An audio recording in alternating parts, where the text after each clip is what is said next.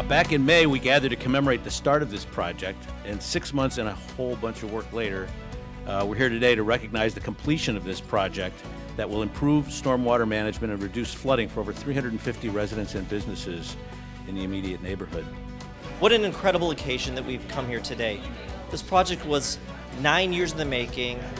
5 short months ago, we did the groundbreaking, and here we are today to celebrate a historic and monumental achievement for the residents and businesses of Lake County. I'm just so grateful about how well everybody worked together on this project. So it was the City of Lake Forest, Stormwater Management Commission, and our state legislators. And really, without everybody working together in this way, this project never would have gotten done.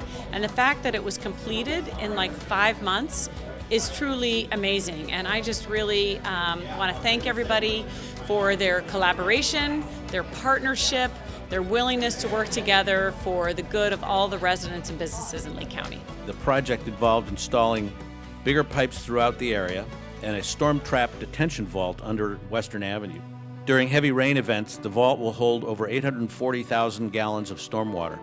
That'll help to reduce street flooding and manage the flow of water into the city's ravine system, and also cleanse the stormwater runoff that goes into Lake Michigan.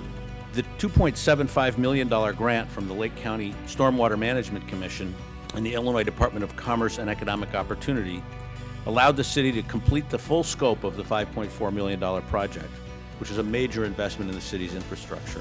This was our first project we started. This is our first project we completed. Started out as 14 projects, and now we're looking at a total of about 70 projects countywide. And we really appreciate the partners and the elected officials that made the funding possible. Thank you to everyone. Thank you for all the participation. We look forward to working with all the communities across Lake County.